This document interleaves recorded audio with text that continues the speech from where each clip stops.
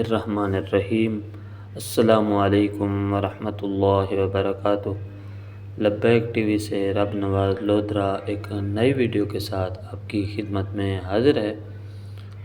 امید ہے کہ ویڈیو آپ کو پسند آئے گی۔ آج کی ہماری ویڈیو کا موضوع ہے چینی صدر کا دورہ سعودی عرب۔ چینی صدر شی جن پنگ سعودی عرب پہنچ رہے ہیں، جہاں وہ چین خلیجی ممالک کے سربراہی اجلاس میں شرکت کریں گے۔ 6 سال بعد اپنے سعودی عرب کے دورے کے دوران شی جن پنگ شاہ سلمان بن عبدالعزیز اور شہزادہ محمد بن سلمان سے بھی ملاقات کریں گے۔ شی جن پنگ نے سن 2016 میں سعودی عرب، ایران اور مصر کا دورہ کیا اور ان کے درمیان سفارتی معاہدوں پر دستخط بھی کیے۔ خبر رساں ایجنسی شنہوا کے مطابق چین نے اب تک عرب ممالک اور عرب لیگ کے ساتھ 12 سفارتی معاہدے کیے ہیں۔ 20 عرب ممالک، عرب لیگ اور چین کے درمیان بیلٹ اینڈ روڈ پروجیکٹ کو مشترکہ طور پر تیار کرنے کا معاہدہ بھی کیا گیا ہے۔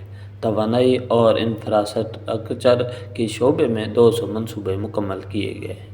سن 2021 میں چین اور عرب ممالک کے درمیان 330 ارب ڈالر کی مشترکہ تجارت ہوئی، جو گزشتہ سالوں کے مقابلے میں 37% زیادہ ہے۔ خلیجی ممالک کے سربراہی اجلاس میں توانائی سے سیکیورٹی اور سرمایہ کاری تک تقریباً 29 ارب ڈالر کے معاہدوں پر بات ہوئی ہے۔ شی جن پنگ کے دورہ سعودی عرب کو موجودہ بین الاقوامی منظرنامے میں بہت اہم سمجھا جا رہا ہے، خاص طور پر روس اور یوکرین کے درمیان جاری جنگ اور تیل کی قیمتوں پر ہونے والی تبدیلی کے حوالے سے۔ چین کے صدر شی جن پنگ کے دورہ سعودی عرب سے تیل کے بحران سے دوچار امریکہ کی تشویش بڑھ سکتی ہے۔ امریکہ اور سعودی عرب کے درمیان تیل کے تحفظ پر مبنی تقریباً 7 دہائیوں پرانے تعلقات حالیہ دنوں میں یوکرین میں جنگ اور خام تیل کی سپلائی پر انتہائی کشیدہ ہیں۔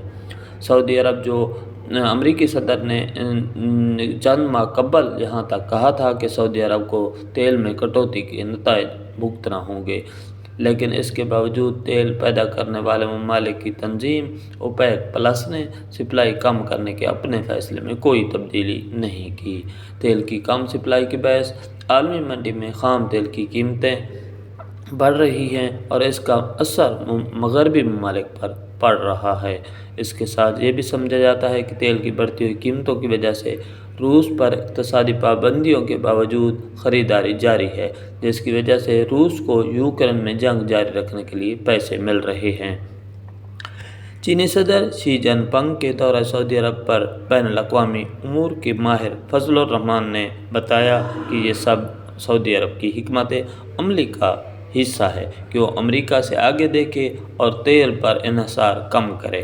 کئی عرب ممالک میں انڈین سفیر کے طور پر کام کرنے والے انیل تریگانت کا کہنا ہے کہ یہ سعودی عرب کی مشرق کو توجہ کا مرکز بنانے کی پالیسی کا حصہ ہے، جس کے تحت وہ چین، انڈیا، جاپان جیسے ممالک کے ساتھ تعلقات کو مضبوط بنا رہا ہے۔ خبر رساں ایجنسی رویٹرز نے اپنی ایک رپورٹ میں کہا ہے کہ عرب چین سربراہی اجلاس کے لیے خلیجی اور شمالی افریقہ کے رہنماؤں کو پہلے ہی دعوت نامے بھیجے جا چکے ہیں۔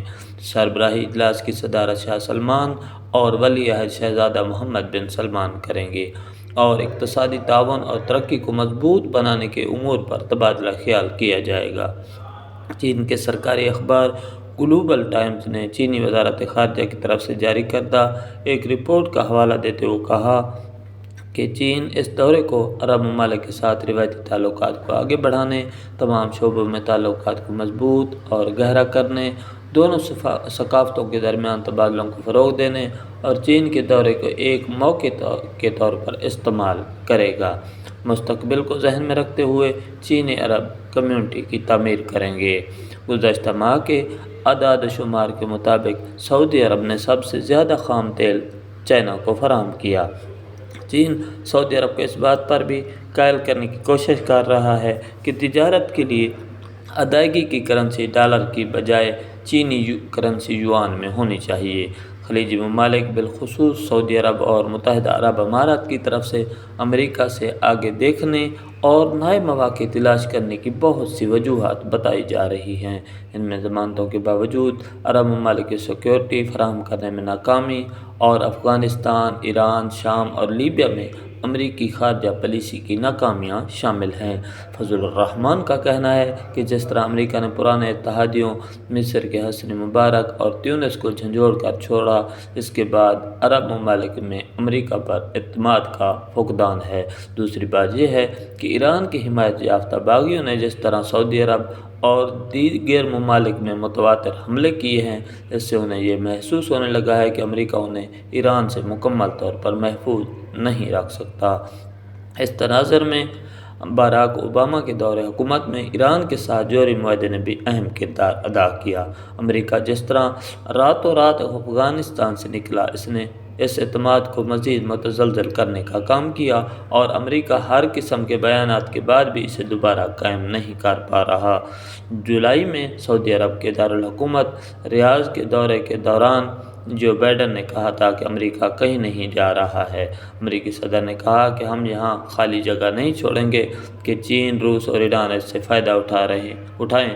امریکہ کہیں نہیں جا رہا۔ دریں سن 2018 میں صحافی جمال خاشقجی کے قتل کے مقدمے میں بھی شہزادہ محمد بن سلمان کو محفوظ رستہ مل گیا ہے، لیکن امریکہ کی تمام تر کوششوں کے باوجود بھی پرانی دوستی پر دھول پڑتی دکھائی دے رہی ہے۔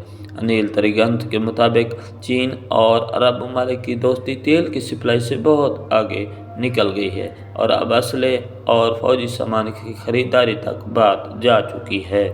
خبر رساں ادارے روٹرز کے مطابق سعودی عرب اور متحدہ عرب امارات نے چین کے ساتھ فوجی ساز و سامان کا معاہدہ کیا ہے۔ سعودی عرب نے ایک چینی کمپنی سے مسلح ڈرون بنانے کا معاہدہ کیا ہے۔ سعودی عرب کے بارے میں کہا جا رہا ہے کہ یہ تمام تبدیلیاں اس کے وژن سن 2030 اور نیشنل ٹرانسفارمیشن پروگرام سن 2020 کا حصہ ہیں۔ نیشنل ٹرانسفارمیشن پروگرام سن 2016 میں شروع کیا گیا تھا۔ کہا جاتا ہے کہ یہ پروگرام ولی عہد شہزادہ محمد بن سلمان کی نگرانی میں چل رہا ہے۔ یہ شاید محض اتفاق نہیں ہے کہ صدر شی جن پنگ کے جدہ پہنچنے سے صرف ایک روز قبل عرب نیوز نے سندھالا نامی جزیرے کو سیاحتی مقام کے طور پر ترقی دینے کی خبر نمایاں طور پر شائع کی تھی۔ حکومت کے حوالے سے کہا گیا ہے کہ اس سے 3500 لوگوں کو روزگار ملے گا۔ شمال مغربی سعودی عرب میں نیوم نامی شہر کی ترقی کے لیے پہلے ہی کام جاری ہے۔ باشعور لوگ یہ سب کچھ سعودی عرب کی خام تیل پر انحصار کو مکمل طور پر کم کرنے کی کوششوں کے طور پر دیکھتے ہیں، جس میں وہ اپنے فنڈ کی مدد سے تعمیرات، سیاحت، ہتھیار سازی میں طاقت حاصل کرنا چاہتا ہے۔ فضل الرحمان کا کہنا ہے کہ چین ان معاملات میں سعودی عرب کی مدد کر سکتا ہے اور یہی وجہ ہے کہ دونوں ممالک کے درمیان تعلقات مزید مضبوط ہو رہے ہیں۔ ان کے بقول سعودی عرب ایک تصویر سے بھی باہر نکلنے کی کوشش کر رہا ہے جس میں اسے ایک مخصوص مذہب کے رہنما تک محدود رکھا گیا ہے۔ شہزادہ سلمان تیل کی دولت کی مدد سے اپنی علاقائی سفارتی اور سیاسی اہمیت کو مضبوط کرنا چاہتے ہیں۔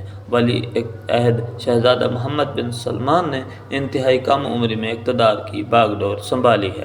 فضل الرحمان کہتے ہیں کہ سعودی عرب میں یہاں پہنچنے کا عام وقت 70 سال رہا ہے۔ اس کے پاس بھی کرشمہ ہے، لیکن اس کا مسئلہ قطر سے پیدا ہو سکتا ہے، جسے آج کل مغربی ممالک آگے بڑھانے کی بھرپور کوشش کر رہے ہیں۔ چین کا مسئلہ اس معاملے میں سعودی عرب اور ایران کو ساتھ لینے میں ہوگا۔ اقتصادی پابندیوں کے بعد بھی چین نے ایران سے تیل خریدنے کا سلسلہ جاری رکھا ہوا ہے، ساتھ ہی وہ ایران پر سے پابندیاں ہٹانے اور جوہری معاہدے کی بحالی کے مطالبے پر بھی بات کرتا رہتا ہے۔ امید کی جا سکتی ہے کہ عنقریب سعودی عرب امریکہ کو چھوڑ کر ہمیشہ کے لیے چائنا کے ساتھ کھڑا ہو جائے گا اور امریکہ کو خیر باد کہہ دے گا۔